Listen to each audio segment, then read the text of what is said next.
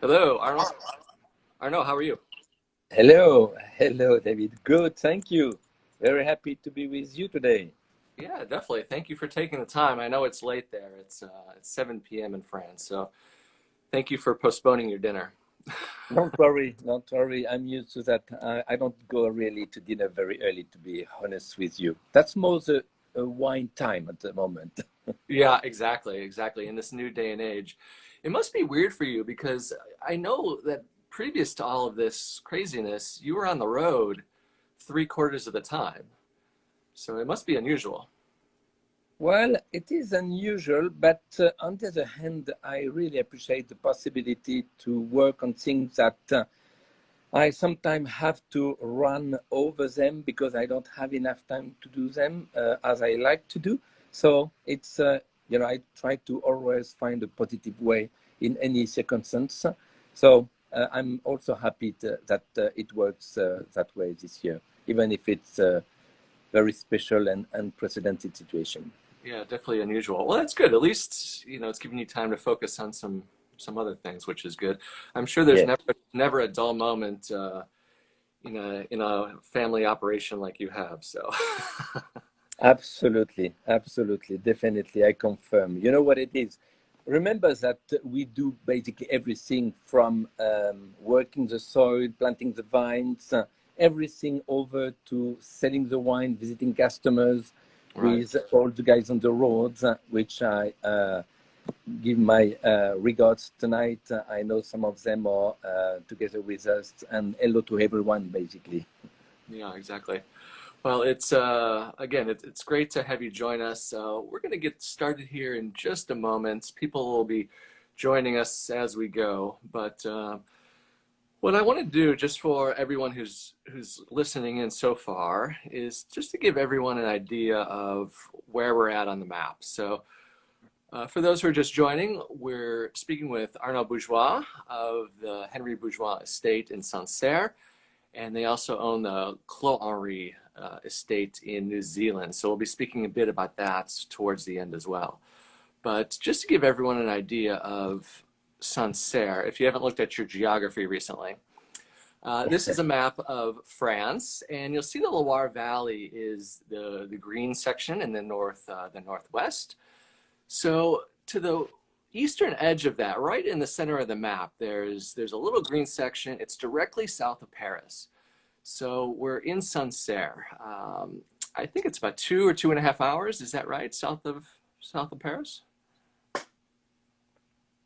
Yes, exactly. It's even not 2 hours from Paris. Oh, perfect. It's very quick and yeah. So it's very quick and very easy. So for those who are spending a bit of time in Paris, who plan to spend a bit of time in Paris, please rent a car, take the train, come down to us. You will enjoy. I promise you. It's a wonderful place. Wonderful place. We are so spoiled. Exactly. Well, it's beautiful and it's an easy trip south. So Yeah. so just 2 hours south, and you can see here I zoomed in. So Sancerre is the far eastern edge of the Loire Valley. Yes. And then we're going to zoom in here. I found an interesting map of the communes late yesterday, which I want to show here real quickly. So Sancerre is divided up into a series of communes, and Chevenel, where Henri Bourgeois is located, is a sub-commune. So you can see it right in the center there with the parentheses around it, right in the dead center there, and you can see the river directly to the east. Yes. Then when we zoom in from there, and I'm going to hand it over to Arnaud here in just a moment, we look at the individual vineyards and terroir of Henri Bourgeois. So I'll hand it over to you. Tell us just a bit about the terroir, the different vineyard plots, and kind of how you're managing that. Well, first of all, a couple of words about the history of Oh, Henri sure, yeah, Bourgeois. absolutely. Yeah, the history, Yeah, of course, of just course. for people, well, some of the people who are with us tonight probably know about the family because we've been working with Guillaume Touton for more than 30 years. I remember I was a kid and my father was talking to Guillaume over the phone, and that was always exciting for my father to be able to discuss with him. And Guillaume always discussing the prices and everything. Right. So it's something that I have in mind. So We are making wine in Chavignol for more than 10 generations. And I'm happy together with my cousin Jean-Christophe and my brother Lionel, we're working together. It's a family-owned winery. The generation before, Jean-Marie, my father, Rémy, my uncle, they have joined my grandfather in the 60s. Oh, But the most important date that we may remember tonight, here is my grandfather Henri on this photo. Thanks, David. He was the one giving a very specific orientation to the wine business, I would say, because historically it was impossible to make a living out of producing wine. I'm talking in the 50s, but he was very in love with this plant, and he decided to stop any kind of other polycultural activities like cereals, etc., to focus on vines. And it gave him the possibility actually to get some very unique spots inside the appellation Sancerre on places like La Côte des Monts. So thanks to this devotion, but of this passion that he had already at that time for the vine, we are happy to have today about 140 blocks, which I will show you on the map. I will explain you on the map, split in the whole appellation. So the family is based in Chavignol, but the vineyard is split all over the region of Sancerre. And as you can see on this map here, we have vineyard on the three main terroirs.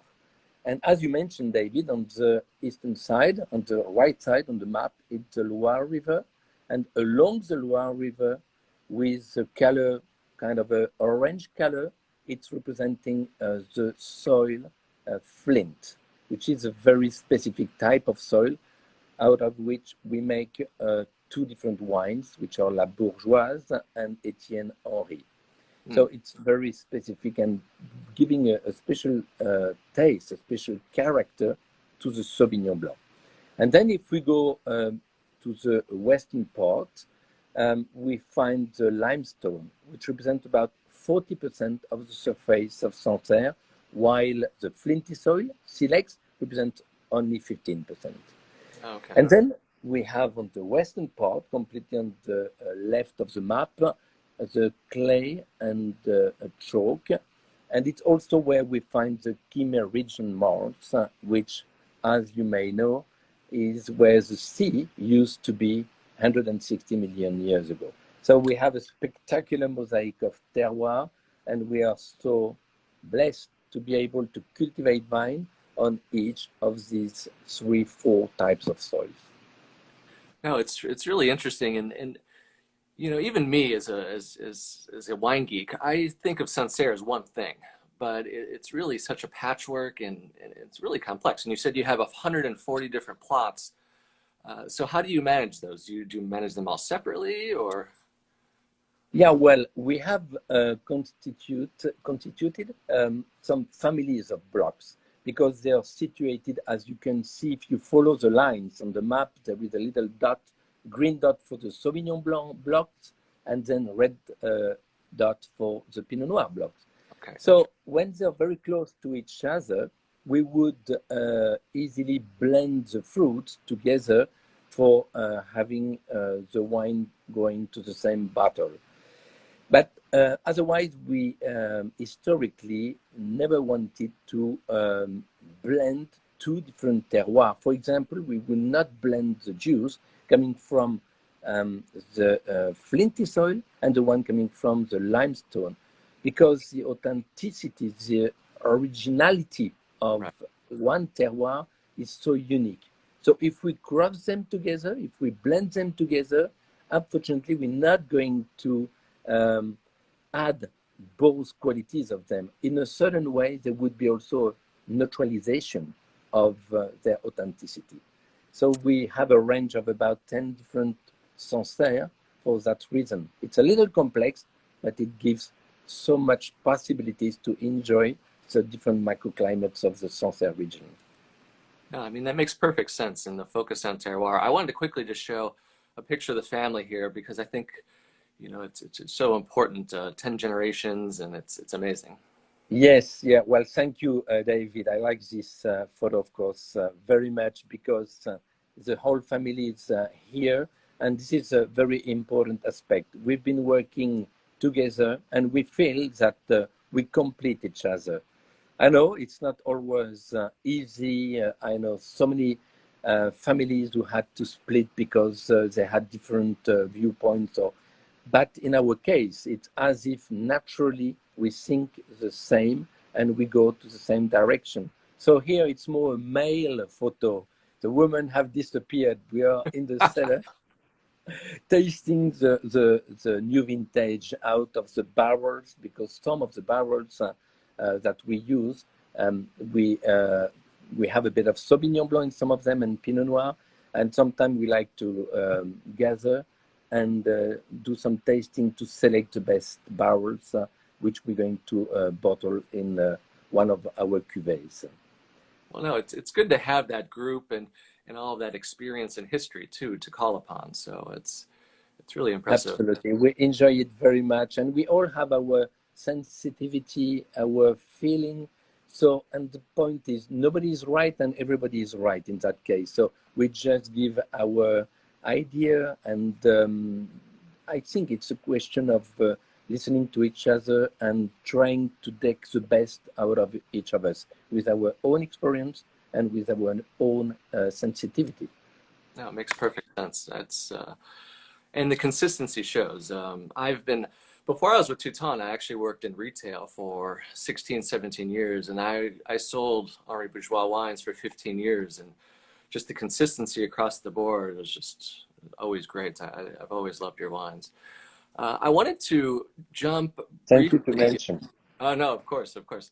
So I wanted to speak for a few moments, if you could, about natural winemaking, because I know that's a big focus of the winery that people might not be aware of. Well, there is something which is extremely important to us. First of all, is a wine is made out of fruit. Okay, it's very obvious, and I'm just going through an open doors while I'm saying that. But I want to just remind that, to recall that. So, if we want to have a wine with a specific character, taste, personality, charisma, it has to come from a fruit which will carry that. You can't make a Formula One with a Citroën 2CV. What I mean is the importance of the quality of the fruit and the quality of the terroir. So yes, we like to be able to produce fruits in the best condition where the environment is going to be the best for our vineyard. So recently, we actually got what we call the high environment value level 3, which is a certification um, acknowledging the fact that we do everything to give the best to the soil, the best to the vineyard, and the best for the environment of the vineyard. Then, in those conditions, due to the fact that we have absolutely wonderful microclimates and plenty of them, we just push as much as we can the vineyard to be able to express that in our wines. So in the winery, we do not like to interfere too much. We consider that nature does a wonderful job without us. And each time we interfere, we want to move the wine or to pump over, or we consider that it can be one too much. And some of the flavors might disappear, some of the character might not be as refined as if we let nature go. Look at this picture from the damned mountain. Huh? It's really impressive. Wow. It's so steep this, and we're gonna speak about this wine in just a moment. But it's so steep, these vineyards. It's crazy. Yeah, it's 45% steep here, David. Wow. Yeah, to be honest, we give a bonus to the team who accept to work in this vineyard. Can you see that guy with the fruit at the back? He has to hold the poles, which we put in the vineyard. Every 5 feet of vines, there are poles, and he has to hold himself to the poles to be able to climb up the hill to empty the fruit that he has in the back in a bigger trailer. So no, it is crazy. But facing south, full south, being on the key meridian marks, I mean, it's a unique place. But we're going to talk about it later. And can you see at the background the hill of Sancerre, you know, with a little village, Sancerre, just at the background there, which is at about 315 meters high, while the damp mountain, you know, where the picture has been taken from, it's about 350 meters. Oh, okay. So, yeah, the microclimate between the blocks at the bottom of this slope and the top is very different. It's about 10 days of ripeness difference. Oh, wow, that's a big difference considering it's Yeah, so close. They're so close together. yeah. So while we're on looking at some pictures of harvest here, I was hoping you could speak just for a few moments about your thoughts on hand harvesting versus mechanical harvesting. There's always a lot of talk, and of course, people feel like hand harvesting is always the best. But are there some situations where mechanical harvesting is as good or better? Or what are your thoughts on that? Well, first of all, David, it depends very much on the vintage, on the quality of the fruit.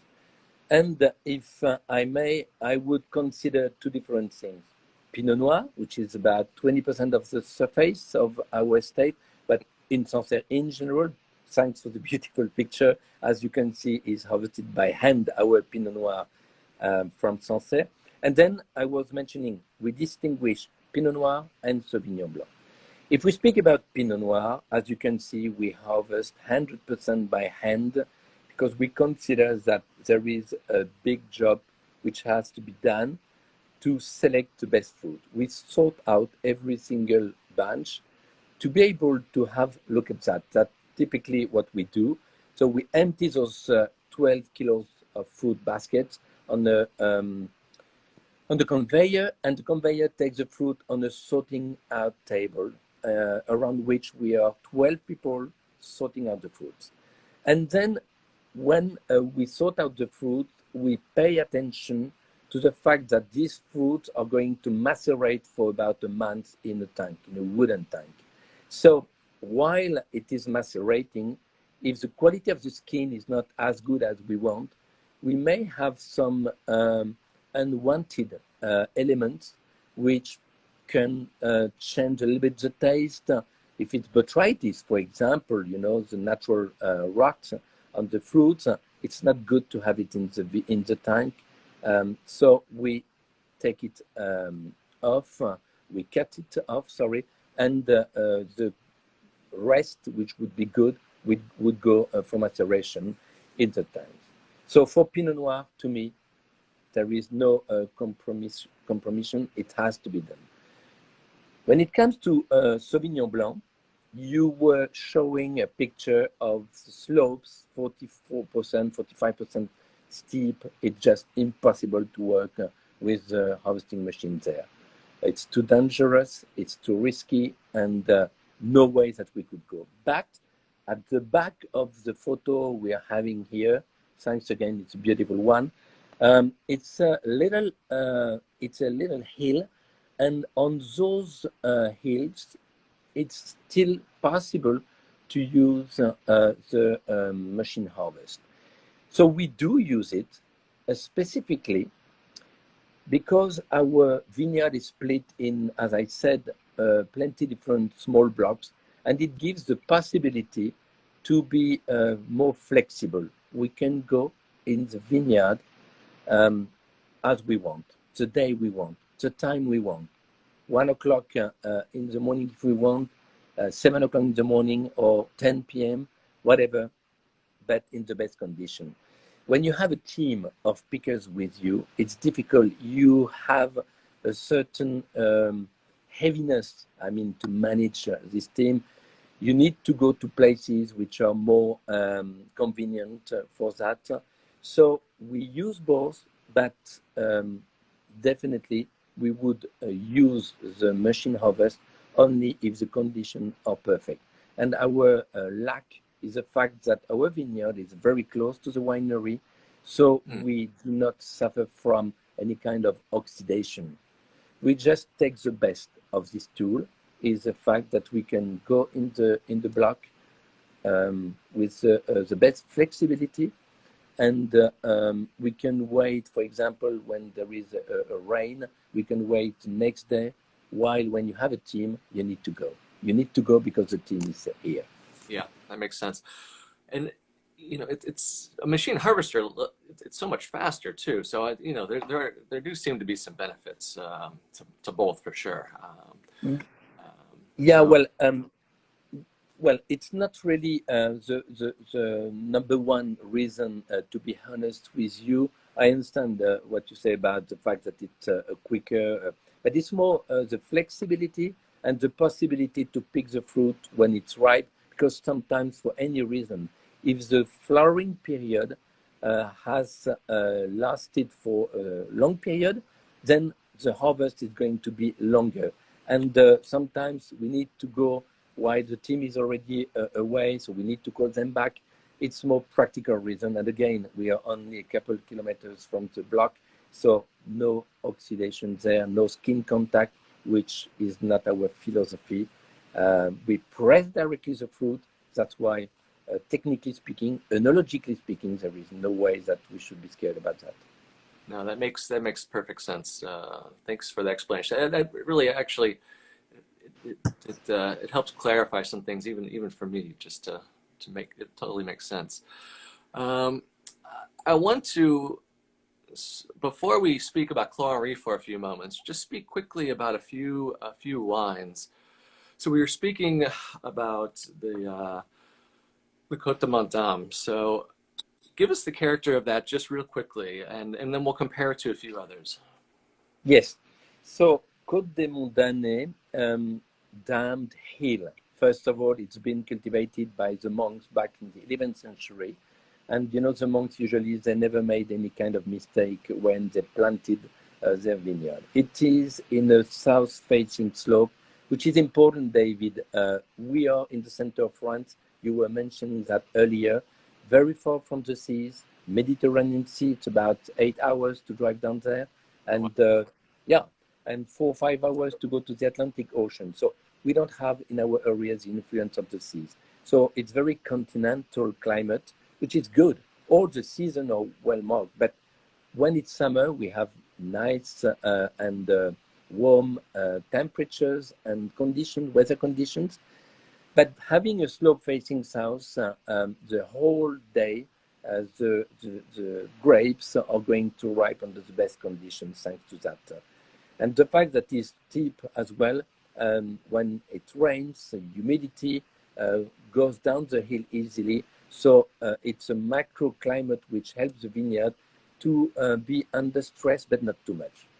But the most important thing, I would say, is the fact that it is a soil out of Chimo region. Remember that we are part of the Paris Basin here in Sancerre, and we are on the same kind of veins going through Chablis, Champagne, and even up south of England, like Dover. The cliffs of Dover are made of the same limestone as the one we are having here.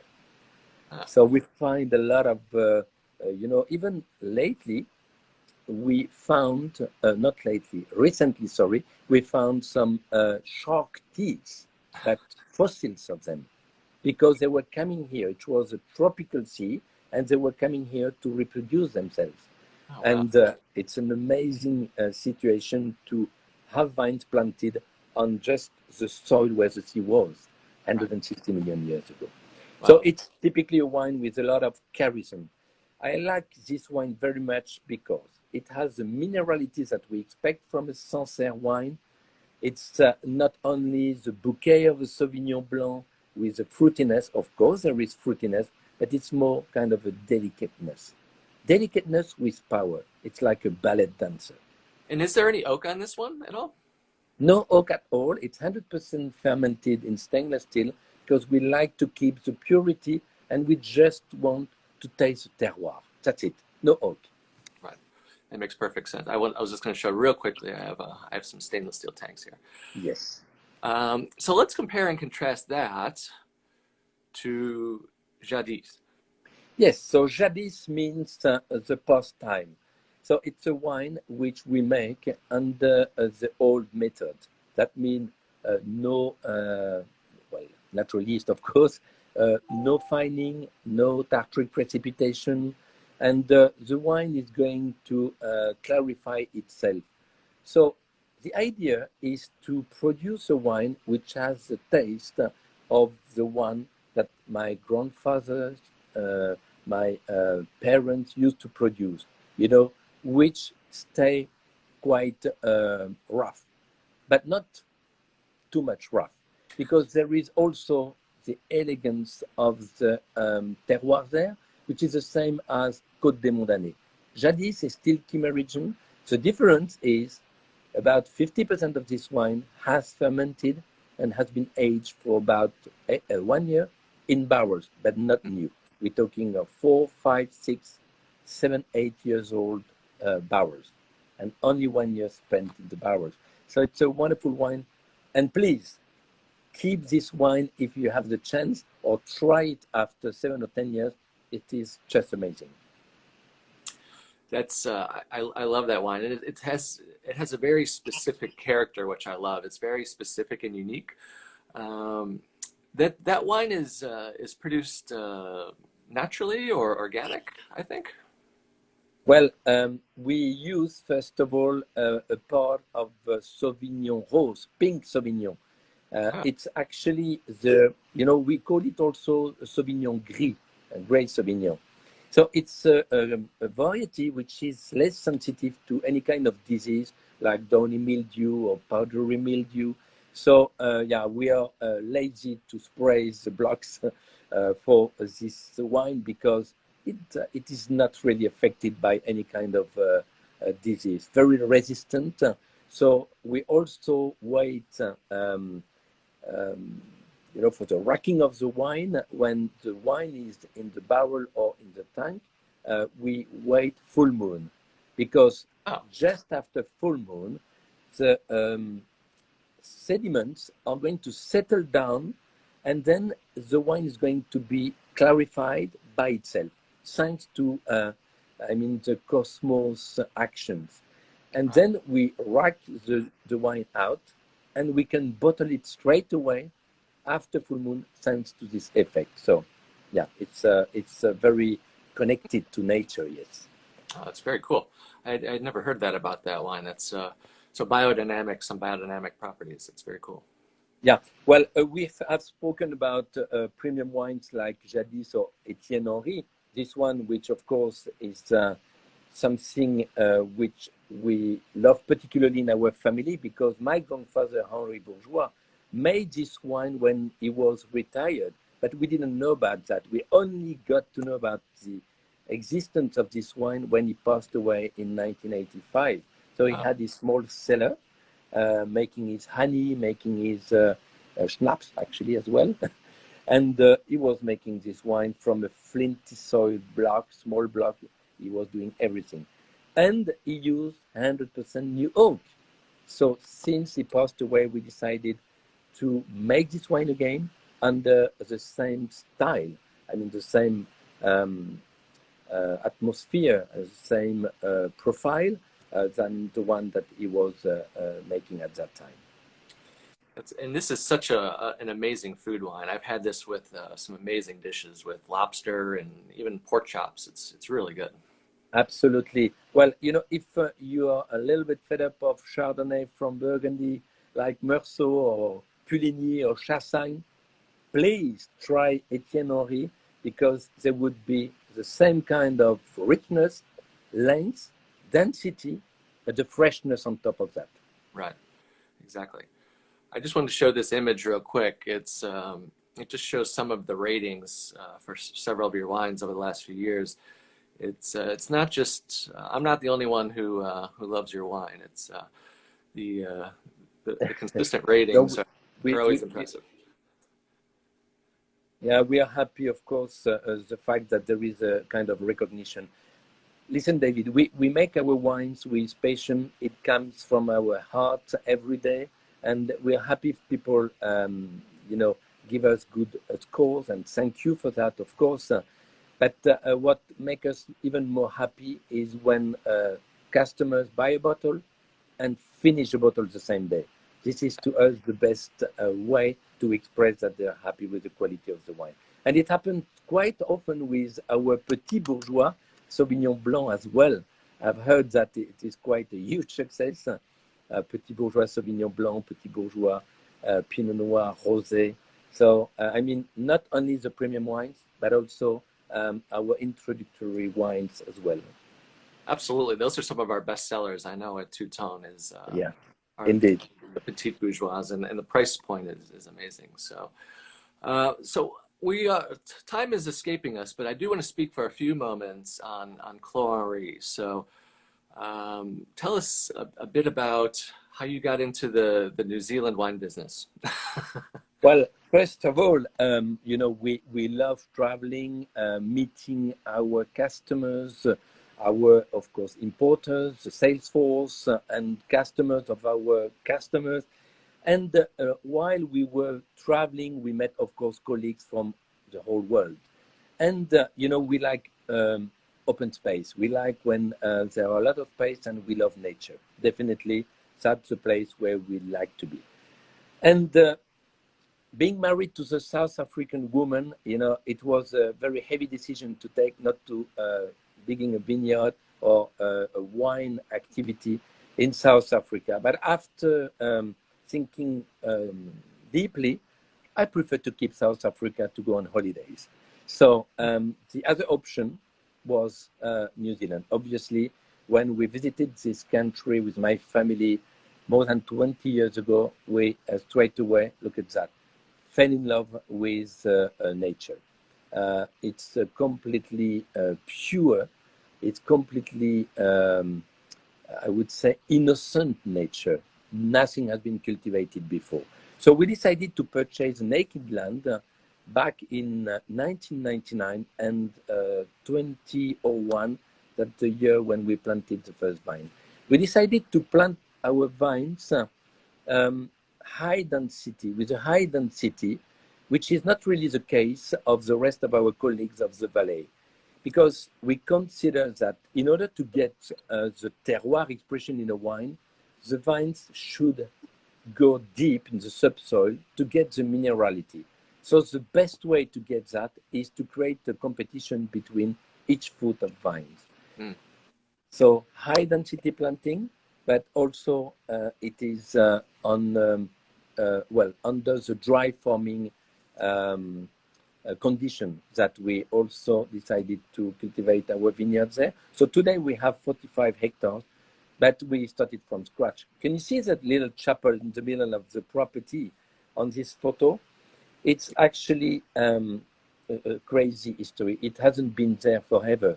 We had the chance to meet the mayor of a village which is called Ward, and this church was falling into pieces in that village because it was too small for the population of the village.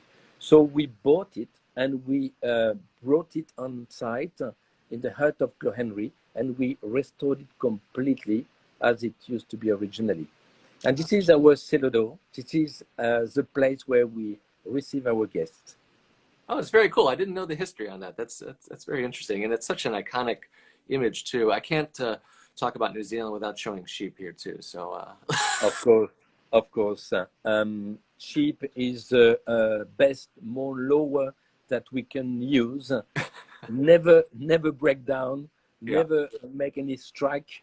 No, we are very happy with them.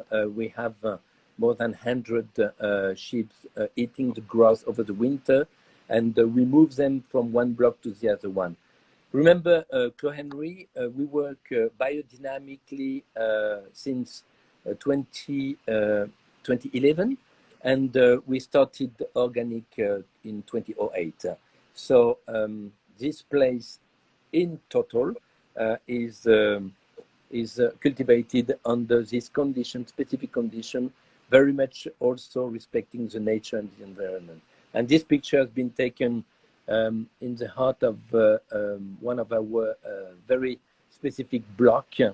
And on the left of the picture, you find Damien, who is the person in charge of the estate, working with us since 2006 and running every day the team and the business there, I mean the wineries there, with the rest of the team. So we have our vineyard, but our winery on site as well. You know, we do not contract anything. Everything is done on site.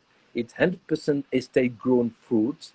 And remember, we are at the crossroad of soils unique in the region. We have 3 types of soil.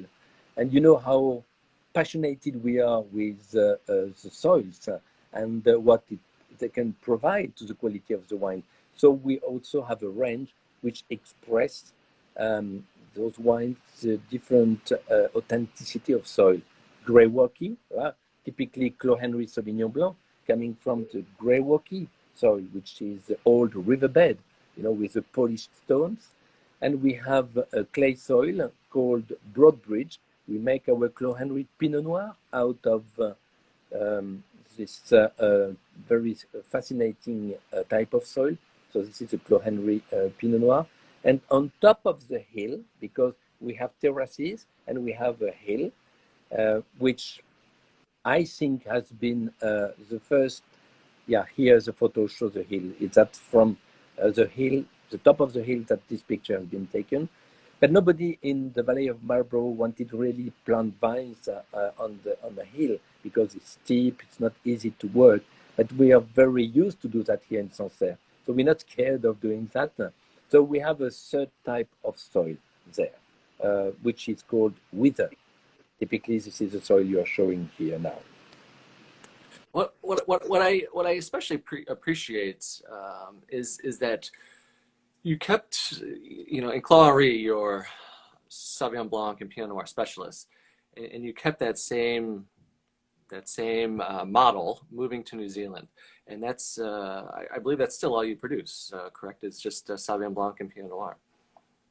Yes, indeed. Of course, we all know that Sauvignon Blanc from Marlborough expresses very specific style, which we like.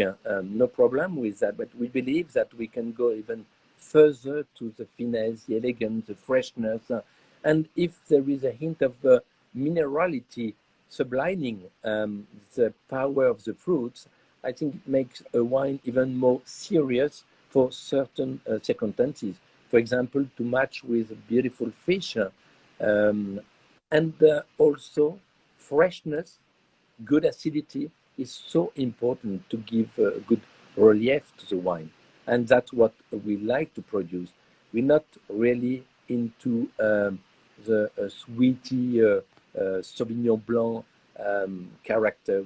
We prefer definitely to be able to let the terroir talk and the Sauvignon Blanc express its character without too much sugar. Now it's just you do an excellent job. Keep up the good work. Thank you. Thank you. Before we go, because we should wrap up here in just a minute, I just wanted to quickly mention the other part of the family operation that your brother runs. Yes, thank you, David, to give me the opportunity. We have the chance to have in the family my oldest brother, who is a chef. He used to work in Paris in different restaurants. So he started a restaurant 30 years ago here, almost 30 years ago here in Chavignol. And he actually developed also a hotel with 12 beautiful rooms. I really invite people to go on the website, Hotel Famille Bourgeois.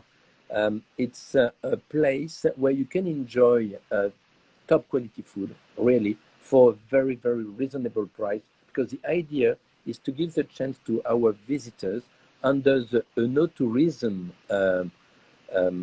theme, so to have a good discovering of the various wines that we have in our range together with this food. So you can taste any dish that he prepares. Everything is homemade, and everything comes from local producers. And we match as much as we can all these local product, specifically the goat cheese, crottin de Chavignol, Of which course. is so famous. So he prepares a few dishes out of the goat cheese, the famous goat cheese. So we have developed that. So it's very easy. It's here on the picture, the second one from the left, between my other brother and myself. So the idea is you want to discover Chavignol, you come in Chavignol and you can spend the full weekend, 3 days or 4 days, and you would be able to stay at his hotel, to dine at his restaurant, or having a nice, how do you call it? A tour? Well, a tour in the vineyard, where you have local product. You take a bag and you walk in the vineyard, and Oh, then a you eat. picnic, right, right, Picnic. right. Yes, exactly. And then you follow your tour by a visit of the winery and the extensive tasting of the wines. So that's what we want to provide, and we like to offer to the visitors who come to visit us in Chavignol. Oh, it's nice. It gives you the whole experience, and you need great food with excellent wine. So Absolutely. I look forward to visiting once things open up again. So I know we've kept you for a while and we ran a bit over, but I want to just thank you again. It was great to speak to you, to get so much insight into the winery and behind the scenes. It was really great, and the connection was great. The audio was great this time. We had some issues in the past, but everything came together and it was just perfect. So I just want to thank you again. Thank you very much, David. I really appreciated the fact that I could speak about the family, about the different aspects of Sancerre, and the range of the wine that we produce, restaurants. So it's a big pleasure to share this moment with you, and I hope that we can do that again soon. Of course. Arnaud, thank you so much. We're going to leave it with that today, and have a great rest of the week and weekend. Thank you, everyone. Okay, thank you.